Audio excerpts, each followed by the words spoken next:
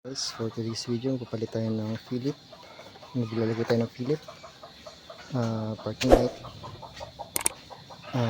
bracket, at RF module. Papalit natin yung isa. So una, tatanggalin natin yung mga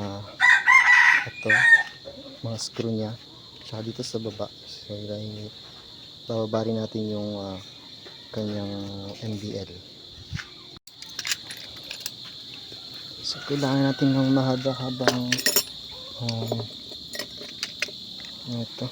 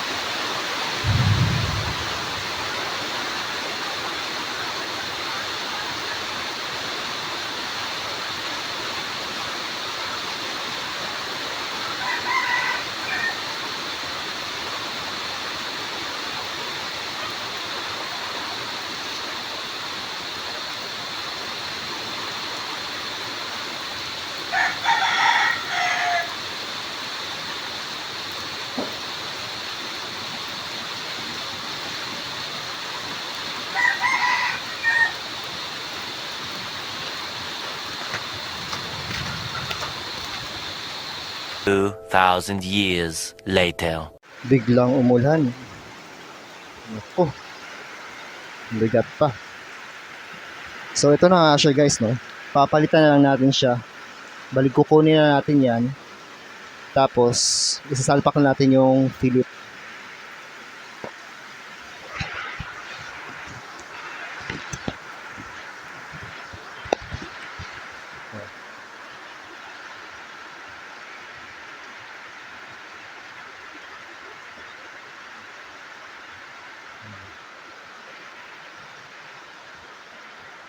And then, ipasok na natin dito.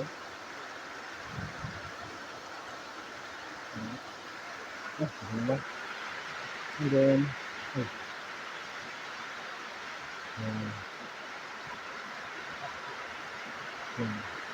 and then, i-close lang natin. Yan. So, ready na. Babalik natin ito. Ang top na. And then, babalik na natin itong dito, papalit na natin. So, ayan na guys, naisalpak na natin. Susubukan na natin yung ating headlight.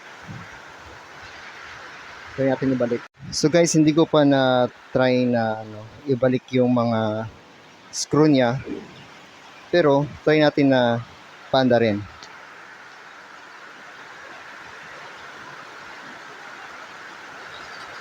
Ayun.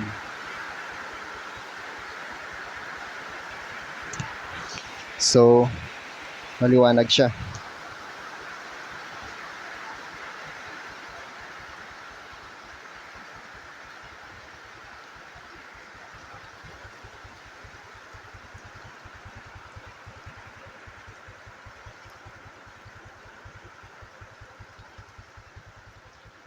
Try natin i-rev.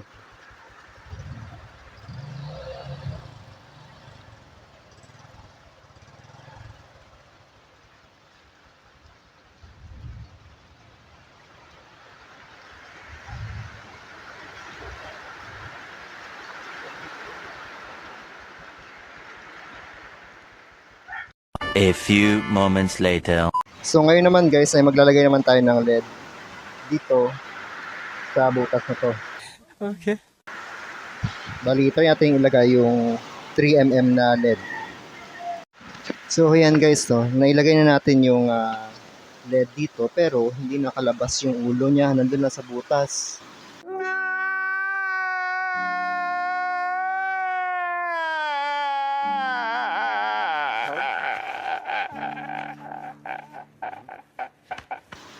Nandun siya sa loob. Ayan. Hindi nakalabas sa butas yung mismong LED, pero susubukan natin. Bali, ang gagawin natin ngayon, i-connect natin itong dalawang wire, positive, yan, doon mismo sa may accessory. And then, yung itim naman ay sa ground or sa chassis. Okay na guys, oh. So kung mag-wiring kayo guys, lagyan nyo lagi ng ganito, shrinkable tube.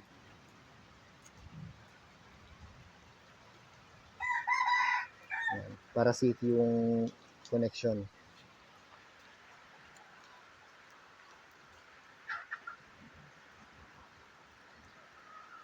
Yan.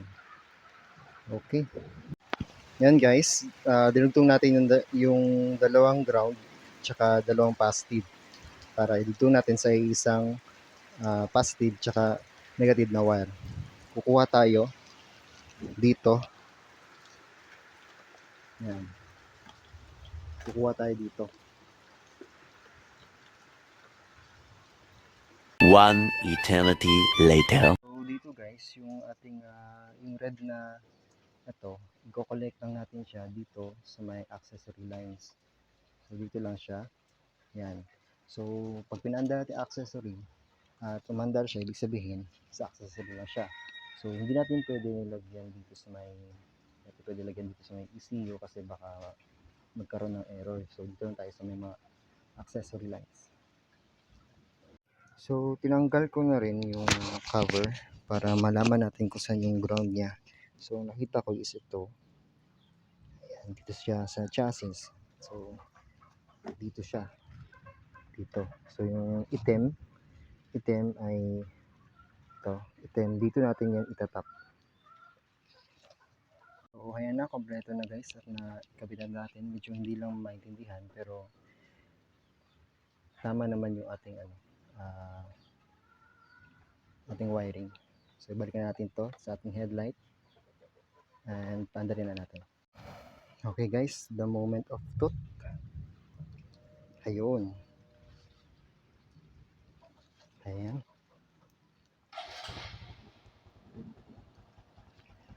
Ayan guys.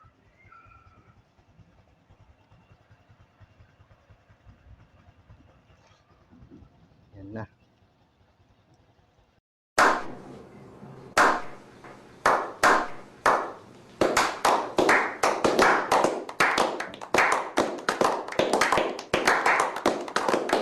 So ibabalikan na natin lahat ng ating tinanggal kanina ng mga screw. Ayan. Okay na, may park light na. Nice.